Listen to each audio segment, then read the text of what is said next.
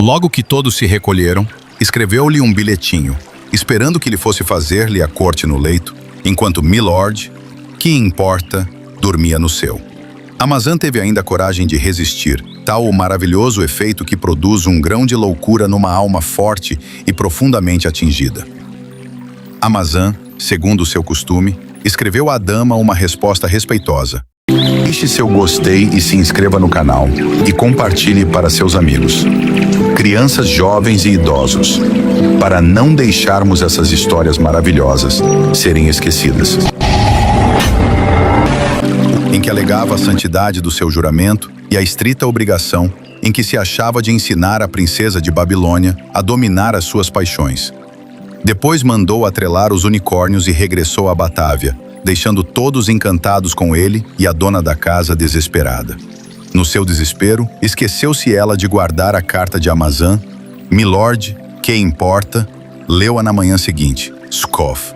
Quanta baboseira, disse ele, dando de ombros, e foi à caça da raposa com alguns bêbedos da vizinhança. Amazã já navegava em alto mar, munido de uma carta geográfica que lhe presenteara o sábio albionense com quem conversara em casa de Milord, que importa. Via com surpresa uma grande parte da terra sobre uma folha de papel. Seus olhos e sua imaginação perdiam-se naquele pequeno espaço. Olhava o Reno, o Danúbio, os Alpes do Tirol, designados então por outros nomes, e todos os países por onde devia passar antes de chegar à cidade das 7 montanhas. Mas principalmente, olhava para a região dos Gangáridas, para a Babilônia, onde vira a sua querida princesa, e para a fatal Bassorá, onde ela beijara o rei do Egito. Suspirava, vertia lágrimas, mas reconhecia que o albionense que lhe fizera presente, do universo em miniatura, não deixava de ter razão quando afirmava que havia 1000 vezes mais instrução às margens do Tâmisa do que às margens do Nilo, do Eufrates e do Ganges. Enquanto voltava ele para Batávia, corria formosante para Albion com os seus 2 navios, que velejavam a todo o pano. O de Amazã e o da princesa cruzaram-se, quase que se tocaram. Os 2 enamorados estavam perto um do outro e não podiam suspeitá-lo. Ah, se o soubessem! Mas não o permitiu o imperioso destino. Logo que desembarcou no solo raso e lamacento da Batávia, Amazã partiu como um raio para a cidade das 7 montanhas. Teve de atravessar a parte meridional da Germânia. De 4 em 4 milhas, topava com um príncipe e uma princesa, aias e mendigos. Espantava-se das galanterias que aquelas damas e aias lhe faziam por toda parte, com a boa fé germânica, e só lhes respondia com modestas recusas. Depois de franquear os Alpes, atravessou o mar de Dalmácia e desembarcou numa cidade que em nada se parecia com o que vira até então. O mar formava as ruas, as casas eram construídas na água. As poucas praças públicas que ornavam aquela cidade estavam cheias de homens e mulheres que tinham um duplo rosto, o que a natureza lhes dera, e um rosto de cartão mal pintado que aplicavam por cima, de maneira que a nação parecia composta de espectros. Os recém-chegados começavam por comprar um rosto, como em outros lugares se adquire um barrete ou um par de sapatos. Amazã desprezou essa moda contra a natureza. Apresentou-se tal como era. Havia na cidade 12.000 raparigas registradas na escrita da República. Raparigas úteis ao Estado, encarregadas do mais vantajoso e agradável comércio que já enriqueceu uma nação. Os negociantes comuns, com grandes gastos e riscos, enviavam estofos para o Oriente. Aquelas belas negociantes faziam, sem o mínimo risco, um sempre renovado tráfico de seus encantos. Vieram todas apresentar-se ao belo Amazã e oferecer-lhe a escolha. Ele escapou-se o mais depressa possível, pronunciando o nome da incomparável princesa de Babilônia e jurando pelos deuses imortais que ela era a mais linda que todas as 12.000 raparigas venezianas. "Sublime traidora!", exclamava ele nos seus transportes. "Eu te ensinarei a seres fiel." Afinal, as ondas amarelas do Tibre, pântanos empestados, habitantes macilentos, descarnados e raros, cobertos de velhos mantos esburacados, que entremostravam a pele seca e curtida, se lhe apresentaram aos olhos, anunciando-lhe que se achava às portas da cidade das 7 montanhas, aquela cidade de heróis e legisladores que haviam conquistado e civilizado grande parte do mundo. Tinha imaginado que veria à porta triunfal 500 batalhões comandados por heróis e, no Senado, uma assembleia de semideuses ditando leis à terra. Como único e todo o exército, achou umas 3 dúzias de marotos montando guarda com um parassol, com certeza por modo de se queimarem. Penetrando num templo que lhe pareceu muito belo, mas menos que o de Babilônia, ficou muito surpreendido ao ouvir uma música executada por homens que tinham voz de mulher. Que esquisito país esta antiga terra de Saturno, disse ele. Vi uma cidade onde ninguém tinha o próprio rosto, e agora vejo outra onde os homens não têm nem a respectiva voz, nem as respectivas barbas. Disseram-lhe que aqueles cantores não eram mais homens, que os haviam despojado de sua virilidade, a fim de que mais agradavelmente entoassem loas a uma prodigiosa quantidade de pessoas meritórias. Amazã nada compreendeu. Os referidos senhores pediram-lhe que cantasse. Ele cantou uma canção gangárida com a sua graça ordinária. Tinha uma bela voz de barítono. "Ah, Monsignor", disseram eles, "que delicioso soprano não daria." "Ah, se o quê? Que querem dizer?" "Ah, Monsenhor, e daí? Se Monsenhor não tivesse barba..." Explicaram-lhe então, muito divertidamente e com gestos muito cômicos, segundo o seu costume, de que coisa se tratava. Amazã ficou perplexo. "Tenho viajado", disse ele, "mas nunca ouvira falar de tal fantasia." Depois de cantarem bastante, o velho das 7 colinas chegou, em pomposo cortejo, à porta do templo. Cortou o ar em 4 com o polegar erguido, 2 dedos estendidos e os 2 outros dobrados, dizendo estas palavras em uma língua que ninguém mais falava. A cidade e ao universo, o Gangarida, não conseguia compreender que 2 dedos pudessem alcançar tão longe. Viu logo desfilar toda a corte do Senhor do Mundo. Compunha-se de graves personagens, uns de vermelho, outros de violeta. Quase todos fitavam o belo Amazã com olhos dengosos. Faziam-lhe reverências e diziam entre si: "San Martino, que bel ragazzo! San Pancratio, che bel fanciullo!" Os ardentes, cujo ofício consistia em mostrar aos estrangeiros as curiosidades da cidade, empenharam-se em fazê-lo ver construções onde um arrieiro não desejaria passar a noite, mas que tinham sido outrora dignos monumentos da grandeza de um povo-rei. Viu ainda quadros de 200 anos e estátuas de mais de 20 séculos, que lhe pareceram obras-primas. "Ainda fazem obras assim?" "Não, Excelência", respondeu-lhe um dos guias, "mas desprezamos o resto do mundo, porque conservamos essas raridades. Somos uma espécie de adelos, que nos orgulhamos das velhas roupas que ficaram em nosso estabelecimento." Amazã mostrou desejo de ver o palácio do príncipe. Levaram-no até lá. Viu homens de violeta que contavam o dinheiro das rendas do Estado, tanto de uma terra situada à margem do Danúbio, tanto de outra à margem do Lor, ou do Guadalquivir ou do Vístula. "Oh, exclamou Amazã, após haver consultado a sua carta geográfica, "o seu senhor possui então toda a Europa, como esses antigos heróis das 7 montanhas?" "Deve possuir o universo inteiro por direito divino", respondeu-lhe um dos violetas. "E até houve tempo em que os seus predecessores se aproximaram da monarquia universal. Mas os seus sucessores têm hoje a bondade de contentar-se com algum dinheiro que os reis seus súditos lhes pagam em forma de tributo. O seu senhor é então de fato o rei dos reis? Não é esse o seu título?" "Não, Excelência, o seu título é servo dos servos. É originariamente pescador e porteiro. E eis porque os emblemas da sua dignidade são chaves e redes. Mas continua dando ordens a todos os reis. Não faz muito, enviou 101 mandamentos a um rei do país dos celtas, e o rei obedeceu. O seu pescador, disse Amazã, enviou então 500 ou 600 mil homens para fazer executar as suas 101 disposições? De forma alguma, Excelência. O nosso Santo Senhor não é suficientemente rico para pagar 10 mil soldados, mas dispõe de 400 a 500 mil profetas divinos distribuídos pelos outros países. Esses profetas de todas as cores são como é razoável, alimentados à custa do povo de cada nação.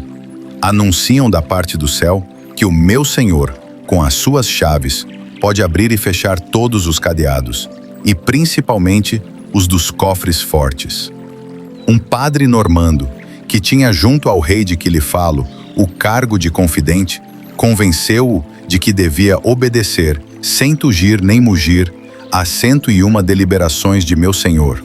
Pois é bom saber que uma das prerrogativas do velho das 7 colinas é a de ter sempre razão, seja falando, seja escrevendo. Sim, senhor, que homem mais singular, exclamou Amazã. Teria curiosidade de jantar com ele. Ainda que Vossa Excelência fosse rei, não poderia comer à sua mesa. O mais que ele poderia fazer pelo senhor seria mandar servir-lhe uma a seu lado, menor e mais baixa que a sua própria. Mas, se quiser ter a honra de lhe falar, solicitarei audiência para o senhor, mediante a boa mancia que o senhor terá a bondade de dar-me. Com muito gosto, respondeu o Gangárida. O Violeta inclinou-se. Eu o introduzirei amanhã, disse ele. O senhor fará 3 genuflexões e beijará os pés do velho das 7 colinas. A tais palavras, Amazã soltou tão prodigiosas gargalhadas que quase sufocou. Saiu segurando as ilhargas e riu até as lágrimas durante todo o caminho para a hospedaria, onde riu ainda por muito tempo. À mesa, apresentaram-se 20 homens sem barba e 20 violinos, que lhe deram um concerto. Foi cortejado o resto do dia pelos senhores mais importantes da cidade. Fizeram-lhe propostas ainda mais esquisitas do que a de beijar os pés do velho das 7 colinas. Como era extremamente polido, julgou a princípio que aqueles senhores o tomavam por uma dama e os advertiu de seu engano com a mais circunspecta lisura. Mas, sendo assediado um pouco vivamente por 2 ou 3 dos mais decididos violetas, arremessou-os pela janela, sem julgar fazer grande sacrifício à bela formosante. Deixou o mais depressa possível aquela cidade dos senhores do mundo, onde se tinha de beijar um velho no artelho, como se a sua face estivesse no pé, e onde só se abordavam os jovens com cerimônias ainda mais estranhas. De província em província, sempre repelindo provocações de toda espécie, sempre fiel à princesa de Babilônia, sempre em cólera contra o rei do Egito, chegou aquele modelo de Constância, a nova capital das Gálias. Passara esta cidade, como tantas outras, por todos os graus da barbárie, da ignorância, da tolice e da miséria. O seu primeiro nome fora lama e excremento. Depois tomara o de Ísis, do culto de Ísis, que chegara até ela. Seu primeiro senado fora uma companhia de barqueiros. Estivera por muito tempo escravizada aos heróis depredadores das 7 montanhas. E, alguns séculos depois, outros heróis salteadores, vindos da margem ulterior do Reno, se haviam apoderado de seu pequeno solo. O tempo, que transforma tudo, fizera dela uma cidade cuja metade era muito nobre e agradável, e a outra um pouco grosseira e ridícula. Eram os atributos de seus habitantes. Havia no seu recinto cerca de 100.000 pessoas, pelo menos que não tinham nada que fazer, senão jogar e divertir-se. Esse povo de ociosos julgava as artes que os outros cultivavam. Nada sabiam do que se passava na corte. Embora ficasse esta apenas a 4 escassas milhas dali, era como se estivesse pelo menos a umas 600 milhas. As doçuras da sociedade, a alegria, a frivolidade, eram o seu único e importante negócio. Governavam-nos como a crianças a quem se enche de brinquedos para as impedir de chorar. Se lhes falavam dos horrores que, 2 séculos antes, haviam desolado a sua pátria e dos espantosos dias em que metade da nação massacrava a outra por causa de sofismas, diziam que na verdade aquilo não estava direito, e depois punham-se a rir e a cantar. Quanto mais corteses, divertidos e amáveis se mostravam os ociosos, tanto mais triste era o contraste que se observava entre eles e os ocupados. Havia entre esses ocupados, ou que pretendiam sê-lo, um bando de sombrios fanáticos, meio absurdos, meio velhacos, cujo simples aspecto contristava a terra e que a teriam abalado, se pudessem, para conseguir um pouco de consideração. Mas a nação dos ociosos, dançando e cantando, fazia-os entrar nas suas cavernas, como os pássaros obrigam as corujas a voltar para o esconderijo das ruínas. Outros ocupados, em menor número, eram zeladores de antigas usanças bárbaras contra as quais bradava a natureza. Não consultavam senão os seus registros roídos de traças. Se ali encontravam algum costume insensato e horrível, consideravam-no como uma lei sagrada. Devido a esse covarde hábito de não ousarem pensar por si mesmos e de aurirem suas ideias nos destroços dos tempos em que não se pensava, é que na cidade dos prazeres ainda existiam costumes atrozes. É por esse motivo que não havia nenhuma proporção entre os delitos e as penas. Faziam às vezes um inocente sofrer 1000 mortes para obrigá-lo a confessar um crime que não havia cometido. Puniam uma leviandade de rapaz como teriam punido um envenenamento, um parricídio. Os ociosos lançavam gritos lancinantes e no dia seguinte não pensavam mais no caso e só falavam em novas modas. Esse povo virá a escoar um século inteiro, durante o qual as belas artes se elevaram a um grau de perfeição que jamais se ousaria esperar. Os estrangeiros vinham então, como a Babilônia, admirar os grandes monumentos de arquitetura, os prodígios dos jardins, os sublimes esforços da escultura e da pintura. Encantavam-se com uma música que ia direito à alma sem espantar os ouvidos. A verdadeira poesia, isto é, aquela que é natural e harmoniosa, aquela que tanto fala ao coração como ao espírito, só a conheceu a nação naquele venturoso século. Novos gêneros de eloquência ostentaram sublimes belezas. Os teatros, sobretudo, ecoaram de obras-primas de que nenhum povo jamais se aproximou. O bom gosto, enfim, se espalhou por todas as profissões, a tal ponto que houve bons escritores, até mesmo entre os druidas.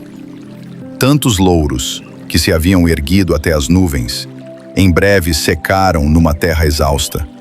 Não restou mais que um insignificante número, cujas folhas eram de um verde pálido e moribundo. A decadência foi produzida pela facilidade de fazer e a preguiça de fazer bem, pela saciedade do belo e o gosto do excêntrico. A vaidade protegeu artistas que faziam voltar os tempos da barbárie, e essa mesma vaidade, perseguindo os verdadeiros talentos, forçou-os a deixar a pátria. Os zangãos fizeram desaparecer as abelhas. Quase que não havendo verdadeiras artes, quase não havia gênio. Todo o mérito do século passado, o borrador das paredes de uma taverna criticava sapientemente os quadros dos grandes pintores. Os borradores de papel desfiguravam as obras dos grandes escritores. A ignorância e o mau gosto tinham outros borradores a seu serviço. Repetiam-se as mesmas coisas em 100 volumes, sob títulos diferentes. Tudo era ou dicionário ou brochura. Um gazeteiro druida escrevia 2 vezes por semana os anais obscuros de alguns energúmenos ignorados da nação e prodígios celestes operados em águas furtadas por pequenos maltrapilhos. Outros ex-druidas, vestidos de negro, prestes a morrer de raiva e de fome, queixavam-se em 100 escritos de que não mais lhes permitissem enganar os homens e que deixassem esse direito a bodes vestidos de cinzento. Alguns arquidruidas imprimiam libelos difamatórios. Amazã nada sabia disso tudo, e mesmo que o soubesse, pouco lhe importaria. Tão ocupado tinha o espírito com a princesa de Babilônia, o rei do Egito, e o seu inviolável juramento de desprezar as faceirices das damas em qualquer país onde o sofrimento lhe conduzisse os passos. Todo o populacho leviano, ignorante e sempre exagerado nessa curiosidade peculiar ao gênero humano, se comprimiu por muito tempo em torno dos seus unicórnios. As mulheres, mais sensatas, forçaram-lhe as portas da moradia para contemplar a sua pessoa. Testemunhou, no princípio, a seu hospedeiro, desejos de ir à corte, mas alguns ociosos da boa vida, que ali se encontravam por acaso, lhe disseram que isso passara de moda, que os tempos eram outros e só havia prazeres na cidade. Na mesma noite recebeu convite para cear em casa de uma dama, cujo espírito e talentos eram conhecidos fora de sua pátria, e que tinha viajado em alguns países por onde Amazã passara. Apreciou muito aquela dama e a sociedade reunida em seus salões. A liberdade era ali decente, a alegria não era ruidosa, a ciência nada tinha de desgostante, nem o espírito nada de afetado. Viu que o nome de boa sociedade não é um nome vão, embora seja muitas vezes usurpado. No dia seguinte jantou numa sociedade não menos amável, mas muito mais voluptuosa. Quanto mais satisfeito estava com os convivas, tanto mais se agradavam dele. Sentia a alma abrandar e dissolver-se como os aromatas de seu país se fundem suavemente a um fogo moderado, exalando-se em perfumes deliciosos. Após o jantar, levaram-no a um espetáculo encantador, condenado pelos druidas porque lhes roubava o auditório de que eram mais ciumentos. Esse espetáculo era um conjunto de versos agradáveis, de cantos deliciosos, de danças que exprimiam os movimentos da alma e de perspectivas que encantavam os olhos, iludindo-os. Esse gênero de espetáculo, que reunia tantos gêneros, era conhecido sob um nome estrangeiro. Chamava-se ópera, o que significava outrora, na língua das 7 montanhas, trabalho, cuidado, ocupação, indústria, empresa, negócio. Aquele negócio o encantou. Uma rapariga, sobretudo, fascinou-o com a sua voz melodiosa e as graças que a acompanhavam. Essa rapariga de negócio foi-lhe apresentada após o espetáculo por seus novos amigos. Ele lhe fez presente de um punhado de diamantes. Tão reconhecida lhe ficou a rapariga que não o pôde deixar no resto da noite. Ceou com ela e, durante a ceia, esqueceu a sua sobriedade. E após a ceia, esqueceu o seu juramento de se conservar sempre insensível à beleza e inexorável ante as coqueterias. Que exemplo da fraqueza humana! A bela princesa de Babilônia chegava então com a Fênix, a sua camareira Irla e seus 200 cavaleiros Gangáridas montados em seus unicórnios. Foi preciso esperar muito até que abrissem as portas. Ela perguntou primeiro se o mais belo, o mais corajoso, o mais inteligente e o mais fiel dos homens ainda não havia chegado àquela cidade. Os magistrados logo compreenderam que queria referir-se a Amazã. Fez-se conduzir onde ele se achava hospedado. Entrou, com o coração palpitante de amor. Toda a sua alma estava penetrada da inexprimível alegria de tornar a ver, enfim, na pessoa do bem-amado, o modelo da constância. Nada a pôde impedir de entrar no seu quarto. Os cortinados estavam abertos. Ela viu o belo Amazã, adormecido entre os braços de uma linda morena. Tinham ambos grande necessidade de repouso. Formosante lançou um grito de dor que ecoou por toda a casa, mas que não pôde despertar nem a seu primo, nem a mulher de negócio. Tombou desmaiada nos braços de Irla. Logo que recobrou os sentidos, retirou-se daquele quarto fatal com um misto de dor e cólera.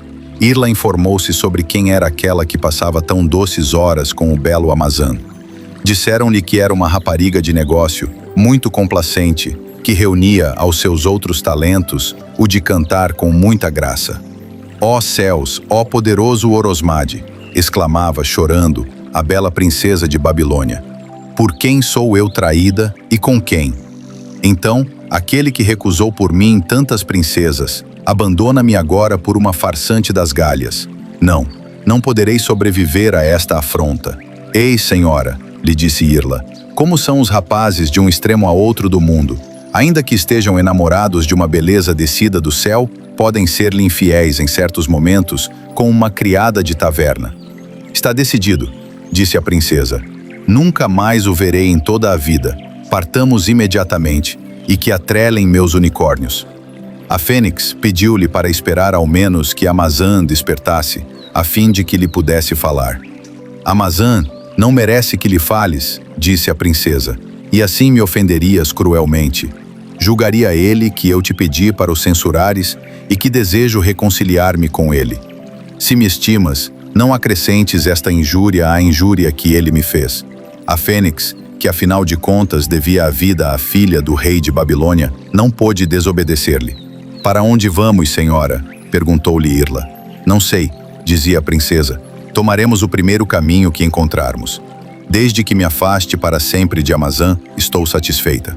A Fênix, mais sensata do que formosante porque era sem paixão, consolava-a, em caminho observava com brandura que era triste castigar-se pelas faltas de outrem, que a Amazã já lhe dera significativas e numerosas provas de fidelidade, para que lhe pudesse perdoar o haver-se esquecido um momento, que era um justo a quem faltara a graça de Orosmade, que depois disso tanto mais constante seria ele no amor e na virtude, que o desejo de expiar a falta o faria exceder-se a si mesmo, que tanto mais feliz seria ela, que várias princesas haviam perdoado semelhantes deslizes, com o que se deram muito bem. Citava-lhe exemplos, tal era a sua arte de contar, que afinal o coração de Formosante ficou mais calmo e apaziguado. Ela desejaria não ter partido tão cedo. Achava que os seus unicórnios iam demasiado depressa, mas não ousava desandar o caminho. Dividida entre o desejo de perdoar e o de mostrar sua cólera, entre o amor e a vaidade, deixava os unicórnios seguirem. Ela corria o mundo, conforme a predição do oráculo de seu pai. Amazã, ao despertar, cientifica-se da chegada e partida de Formosante e da Fênix. Sabe do desespero e da cólera da princesa. Dizem-lhe que ela jurou que nunca o perdoaria. Agora, exclamou ele, só me resta segui-la e matar-me a seus pés. Seus amigos da boa companhia dos ociosos acorreram ao rumor dessa aventura. Todos lhe demonstraram que era infinitamente melhor ficar com eles, que nada era comparável à doce vida que levavam no seio das artes e de uma voluptuosidade tranquila e refinada, que vários estrangeiros e até reis haviam preferido aquele repouso, tão agradavelmente ocupado e tão encantador, à sua pátria e ao seu trono, que, aliás, a sua carruagem se achava quebrada e um marceneiro lhe estava fabricando outra do mais recente modelo, que o melhor alfaiate da cidade já lhe cortara uma dúzia de roupas à última moda, que as damas mais inteligentes e amáveis da cidade, em cuja casa representavam muito bem, estavam cada qual com um dia marcado para lhe oferecerem festas. A rapariga de negócios, durante esse tempo, tomava o seu chocolate na alcova, ria, cantava e fazia mil negaças ao belo Amazã, que afinal se apercebia de que ela não tinha mais senso do que um ganso.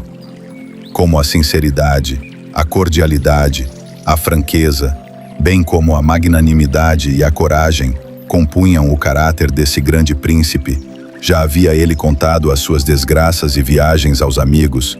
Sabiam que era primo da princesa, estavam informados do funesto beijo que ela dera no rei do Egito. Perdoam-se essas pequenas extravagâncias entre parentes, lhes disseram eles, sem o que teríamos de passar a vida em eternas querelas.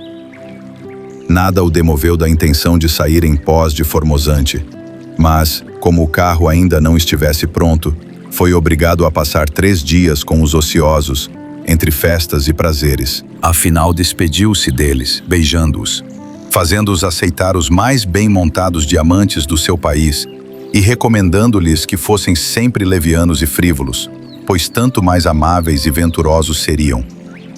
Os germanos, dizia ele, são os velhos da Europa. Os povos de Albion são os homens feitos. Os habitantes das Gálias são as crianças, e eu gosto de brincar com eles. Os guias não tiveram dificuldade em seguir pista da princesa. Não se falava senão dela e do seu grande pássaro. Todos os habitantes estavam ainda cheios de entusiasmo e admiração. Os povos da Dalmácia e das Marcas d'Ancona não tiveram tão deliciosa surpresa quando viram, mais tarde, uma casa voar. Nas margens do Loire, do Dordogne, do Garona, do Gironda, ainda ecoavam as aclamações. Quando Amazã chegou ao sopé dos Pirineus, os magistrados e os druidas do país obrigaram-no, contra a vontade, a dançar com um pandeiro, mas logo que franqueou os Pirineus, não viu mais alegria nem contentamento. Se ouviu algumas canções de longe em longe, eram todas numa toada triste. Os habitantes caminhavam gravemente de rosário e punhal à cinta. O povo vestido de preto parecia estar de luto. Se os criados de Amazã interrogavam os passantes, estes respondiam por sinais. Se entravam numa estalagem, o proprietário informava em 3 palavras que não havia nada no estabelecimento. e que podiam mandar buscar a algumas milhas as coisas de que tinham necessidade urgente. Quando perguntavam àqueles silenciários se tinham visto passar a bela princesa da Babilônia, respondiam com menos laconismo: nós a vimos, sim. Ela não é tão bonita, só os tipos trigueiros é que são bonitos. Ela ostenta um colo de alabastro que é a coisa mais desgostante do mundo e quase não se encontra em nossos climas. Amazã dirigia-se para a província regada pelo Betis. Ainda não haviam decorrido 12.000 anos que essa região fora descoberta pelos tírios, no mesmo tempo em que fizeram a descoberta da grande ilha Atlântida, submersa alguns séculos depois. Os tírios cultivaram a bética que os naturais da região deixavam ao deus Dará, achando que não deviam meter-se em coisa alguma, e que era aos gauleses seus vizinhos que competia cultivar a sua terra. Os tírios tinham levado consigo uns palestinos que desde aquele tempo corriam todas as terras, onde quer que houvesse algum dinheiro a ganhar. Esses palestinos, emprestando a 50%, tinham acumulado em suas mãos quase todas as riquezas do país. Isso fez crer aos povos da Bética que os palestinos eram feiticeiros, e todos os palestinos acusados de magia eram queimados sem misericórdia por uma companhia de druidas, a quem chamávamos inquiridores, ou antropocaias. Esses sacerdotes lhes vestiam primeiro um hábito de carnaval, apoderavam-se de seus bens e recitavam devotamente as próprias orações dos palestinos, enquanto os queimavam a fogo lento por amor de Deus. A princesa de Babilônia desembarcara na cidade a que chamaram depois Sevilha. Sua intenção era seguir pelo Betis para voltar por Tiro a Babilônia, ver o rei Belo, seu pai, e esquecer, se pudesse, o seu infiel amado, ou então pedi-lo em casamento. Mandou chamar 2 palestinos que faziam os negócios da corte. Deviam fornecer-lhe 3 navios. A Fênix fez com eles todos os arranjos necessários e combinou o preço, depois de regatear um pouco. A hospedeira era muito devota, e o seu marido, não menos devoto, era familiar, isto é, espião dos druidas inquiridores antropocaiás. Não deixou de os avisar que havia em sua casa uma feiticeira e 2 palestinos que negociavam um pacto com o diabo, disfarçado em grande pássaro dourado. Os inquiridores, sabendo que a dama tinha uma prodigiosa quantidade de diamantes, logo a declararam feiticeira. Esperaram a noite para prender os 200 cavaleiros e os unicórnios que dormiam em vastas estrebarias, pois os inquiridores são poltrões. Após haverem barricado fortemente as portas, apoderaram-se da princesa e de Irla, mas não puderam apanhar a Fênix, que saiu voando a voo solto. Bem esperava encontrar Amazã no caminho das Gálias para Sevilha. Encontrou-o na fronteira da Bética e comunicou-lhe o desastre da princesa. Amazã nem pôde falar, tão impressionado e enfurecido ficou. Arma-se de uma couraça de aço damasquinada de ouro, de uma lança de 12 pés, de 2 azagaias e de uma cortante espada chamada a Fulminante, que podia fender de um só golpe árvores, rochedos e druidas. Cobre a bela cabeça com um capacete de ouro sombreado de plumas de garça e de avestruz. Era a antiga armadura de Magog, que sua irmã Aldeia lhe dera de presente em sua viagem a Sítia. Os poucos companheiros que o seguiam montam, igualmente, cada um o seu unicórnio. Amazã, abraçando sua querida Fênix, não lhe diz mais que estas tristes palavras: a culpa é minha. Se eu não houvesse pernoitado com uma mulher de negócios, na cidade dos ociosos, não se acharia a bela princesa de Babilônia nesta espantosa situação. Corramos aos antropocaiás. Entra logo em Sevilha. 1.500 aguazis guardavam as portas do recinto onde os 200 gangáridas e os seus unicórnios estavam presos sem comer. Achava-se tudo preparado para o próximo sacrifício da princesa de Babilônia, da sua camareira Irla e dos 2 ricos palestinos. O grande antropocaia, cercado de seus pequenos antropocaias, já se encontrava em seu tribunal sagrado. Uma multidão de sevilhanos, com as contas enfiadas à cinta, juntava as 2 mãos sem dizer palavra, e conduziam a bela princesa Irla e os 2 palestinos, as mãos atadas às costas, e com hábitos de carnaval. A Fênix entra por uma lucarna na prisão, cujas portas já começavam a ser forçadas pelos Gangáridas. O invencível Amazã as investe por fora. Saem todos armados, cada qual no seu unicórnio. Amazã posta-se à frente deles. Não tem dificuldade em derribar os aguazis, os familiares, os sacerdotes antropocaias. Cada unicórnio espetava dúzias deles ao mesmo tempo. A fulminante de Amazã cortava em dois todos aqueles que se lhe deparavam. O povo fugia com suas capas negras e golas sujas, tendo sempre na mão as contas bentas por amor de Deus. Amazã abotoa o grande inquiridor no seu tribunal e lança-o sobre a fogueira, que estava preparada a 40 passas. Ali também lançou, de um em um, os outros pequenos inquiridores. Prosterna-se em seguida aos pés de Formosante. Ah, como sois encantador, disse ela, e como eu vos adoraria se não me tivesseis feito uma infidelidade com uma mulher de negócio. Enquanto fazia as pazes com a princesa, enquanto os Gangáridas empilhavam na fogueira os corpos de todos os antropocaias e as chamas se elevavam até as nuvens, viu Amazã, ao longe, como que um exército que se aproximava. Um velho monarca, com a coroa na cabeça, avançava num carro puxado por 8 mulas atreladas com cordas. Seguiam-se 100 outros carros. Eram acompanhados por graves personagens de trajes pretos com gargantilhas, montados em belos cavalos. Seguia-os uma multidão de gente a pé, silenciosa e de cabelos engordurados. Amazã dispôs em torno de si os seus Gangáridas e avançou de lança em riste. Logo que o rei o avistou, tirou a coroa, desceu do carro, beijou o estribo de Amazã e disse-lhe: Homem enviado de Deus, sois o vingador do gênero humano, ó libertador de minha pátria, o meu protetor. Esses monstros sagrados de que purgastes a terra eram os meus senhores, em nome do velho das 7 colinas. Via-me obrigado a suportar seu criminoso poder. Se pretendesse ao menos moderar as suas abomináveis atrocidades, o meu povo me teria abandonado. Hoje eu respiro, eu reino, e a vós o devo.